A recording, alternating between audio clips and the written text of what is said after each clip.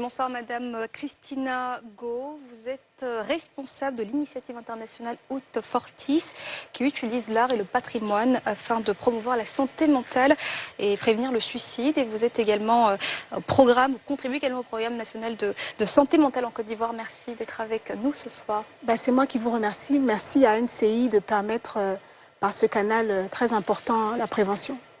Les statistiques mondiales sont frappantes. Le Lesotho est le pays le plus touché au monde par le suicide. La Côte d'Ivoire se classe au 26e rang, loin devant la France, les États-Unis ou encore le Japon. Face à ce classement, on a envie de se dire finalement, c'est pas une affaire de blancs, de pays occidentaux, comme on peut l'entendre les gens le dire. Non, pas du tout. Le suicide, c'est une affaire humaine, tout simplement. Tout être humain peut traverser une période intense, délicate, entrer dans un tunnel où à un moment donné, il se sent seul au monde, en détresse, et penser que se tuer est une solution. Mais il faut savoir que c'est vraiment un stade terminal qui arrive dans un cheminement assez long et douloureux.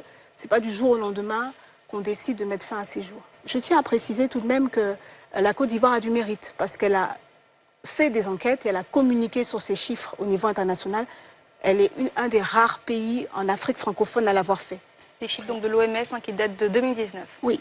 Vous faites bien de le dire justement parce que Mélina, vous l'avez certainement constaté avec moi, les campagnes de sensibilisation autour donc de la santé mentale se multiplient ces dernières années ou sinon ces derniers mois, mais les ressources restent quand même très très limitées. On compte environ une cinquantaine de professionnels pour 30 millions d'habitants alors qu'il en faudrait au moins 3000. Comment, Madame Go, expliquez-vous ce manque criant de psychiatres et de psychologues dans le pays? Au niveau de la prévention, ce sont toutes les professions liées au public, que ce soit dans le corps médical, mais aussi les pompiers, mais aussi les sages-femmes, mais aussi les assistantes sociales. Donc il faut savoir qu'il y a toute une campagne qui est faite de renforcement de capacité de ces professions pour pouvoir prévenir le suicide. On l'entend, mais comment est-ce qu'on pourrait... Est-ce qu'aujourd'hui, il y a des initiatives qui sont mises en place pour justement inciter les jeunes aujourd'hui à s'engager, à s'investir, à se tourner vers les métiers en lien donc avec la santé mentale pour justement pouvoir combler ce gap? La psychiatrie en Côte d'Ivoire, elle est locale, elle est particulière. Nous avons des pionniers en psychiatrie ivoirienne qui sont notamment le professeur Abbé, paix à son âme, le professeur Delafosse et le professeur Koné Idrissa qui sont toujours là. Et donc ces psychiatres ivoiriens aujourd'hui transmettent à la nouvelle génération, témoignent de ce qui a été expérimenté auparavant.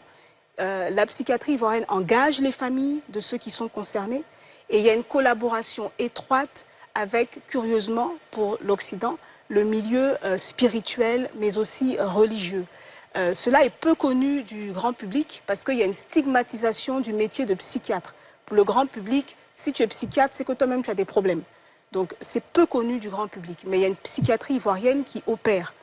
Nous avons des centres conventionnels qui fonctionnent. Il y a aussi ce contraste qui est quand même frappant en Côte d'Ivoire, c'est que le pays est en pleine mutation ces dernières années avec un développement galopant et pourtant les cas de suicide sont en hausse avec justement une certaine augmentation qui va très très vite ces dernières années.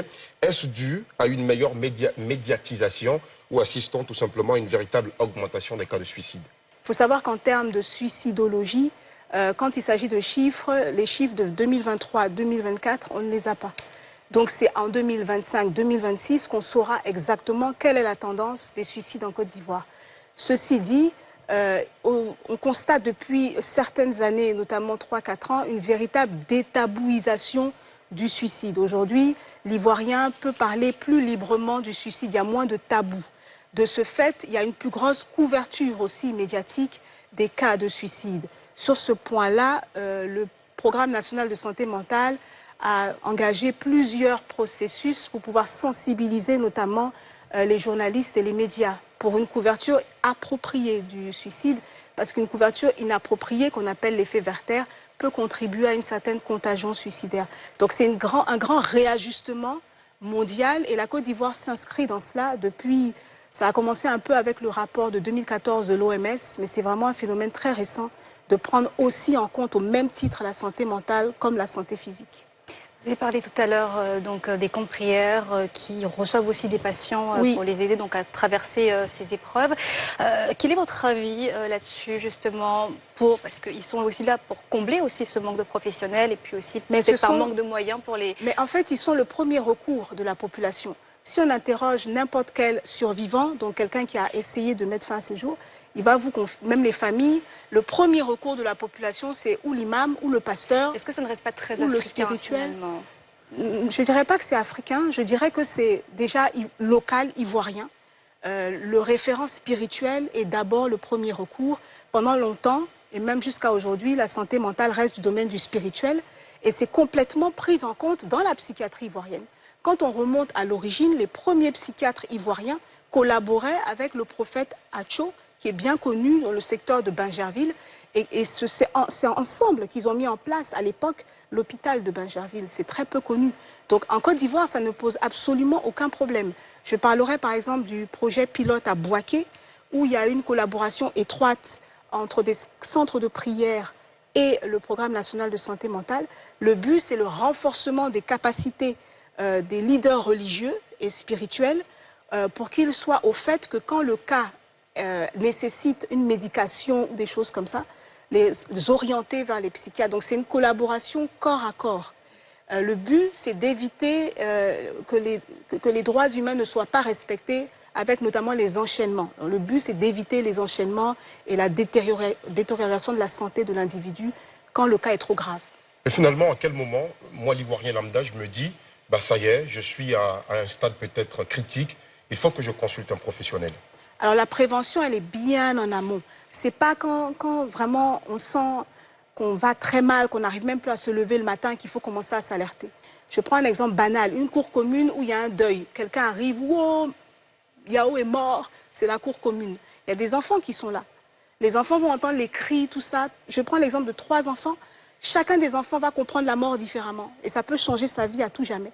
Il suffirait juste quand ça arrive, quand on commence à crier Yao est mort, qui dans la cour commune peut prendre les enfants à côté et leur dire attention, les mettre quelque part avec des petits jouets, attention, tonton Yao est mort, on va vous expliquer après. Voilà, c'est des choses comme ça déjà à la base, avant d'être dans une situation où on a essayé de parler mais on ne s'est pas compris, on a commencé à s'isoler, à perdre l'appétit, etc.